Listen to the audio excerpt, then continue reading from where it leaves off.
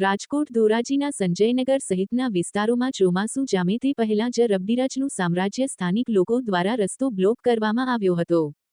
ધોરાજીના Jamnavad road પર આવેલા સંજયનગર સહિતના વિસ્તારોમાં ચોમાસું સિઝનમાં રસ્તાઓને પહેલા મરામત કરવાને બદલે જેમના તેમ રહેવા દેવાતા ખાડાની ભરમારના લીધે બિસ્માર હાલતમાં હોઈ કાદવ કીચનું સામ્રાજ્ય છવાયું છે, જે સમસ્યા હલ કરવા લોક ફરિયાદો ઉઠવા પામી છે। ધોરાજીના જમનાવડ રોડ સંજયનગર વિસ્તારમાં રહેતા સ્થાનિક લોકોએ વિરોધ નોંધાયો હતો અને જણાવ્યું હતું કે ધોરાજીના જમનાવડ રોડ સંજયનગરના રોડ રસ્તાની હાલત ઘણા સમયથી ખરાબ છે। આ બિસ્માર રોડ રસ્તાની સમસ્યાઓ હલ કરવા અવારનવાર સ્થાનિક તંત્ર વાહકોને રજૂઆત કરવા છતાં નક્કર કામગીરી કરાઈ નથી।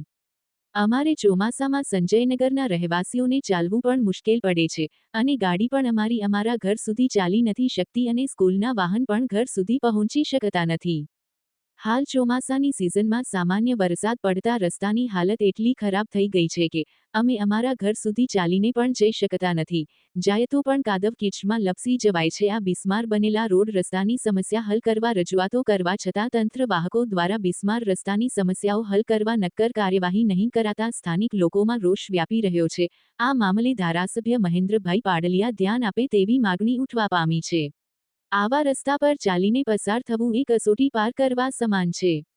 વિપુલ ધામેચા, ન્યૂઝ 14 ધોરાજી। મારું નામ કુંદનબેન વસંતદાસ દેવમોરારી। અમે સંજયનગરમાં રહેવા આવ્યા છીએ। ત્યાંથી આવો ગારો ને બધો કેટલી વાર લપસીને મોટા ઉંમરના અમે પડી જાય છે। અમારા છોકરા નિશાળે ભણવા જાય તોય પડી જાય છે। અમે કોઈ હાલી નથી શકતા। અમે બધાને પડતા જોઈ હોત છીએ। અમે આમાં કઈ નીકળી નથી શકતા ઘર બાઈને। શાકભાજી લેવા વાળા કોઈ દેવા વેચવા વાળા નથી આવતા। અમારે રાંધવું હું બપોરે આ કાંઈ નથી અમારે જવાતું કે હોવાતું। અમારી પરિસ્થિતિ હા ખેતરમાં રહી ને એવી પરિસ્થિતિ છે અટાણે અમારી।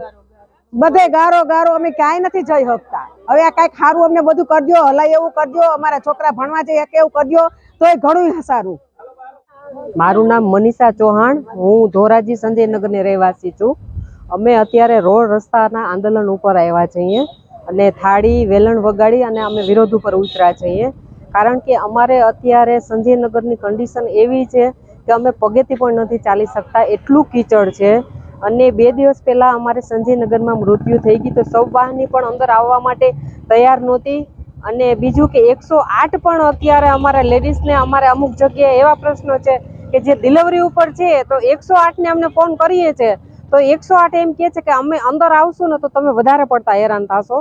એટલે પર્સનલ વાહનમાં અમારે કોઈ પણને દવાખાનાનું કામ હોય તો લઈ જવું પડે છે।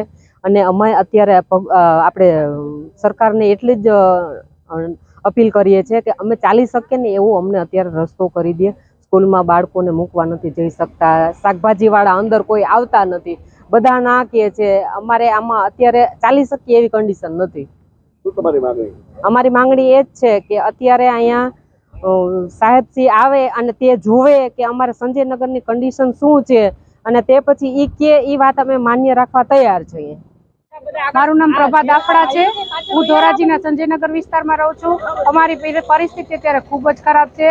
રસ્તામાં ઘૂંટણ સુધીના ગારા ભરેલા છે। છોકરાઓને સ્કૂલ મૂકવામાં પ્રોબ્લેમ થાય છે। સ્કૂલ વાનવાળા અમારી સોસાયટીમાં આવવા તૈયાર નથી। અમને અત્યારે રોડ રસ્તા તો ના કરી દે તો કાંઈ નહીં, પણ અમને ચાલવા જેટલું તો કરી દો। નગરપાલિકાવાળા છે કે સભ્યો, ત્યાંના ચૂંટાયેલા સભ્યો પણ અમારે ધ્યાન નથી દેતા અને વાલા દેવલાની નીતિ કરે છે।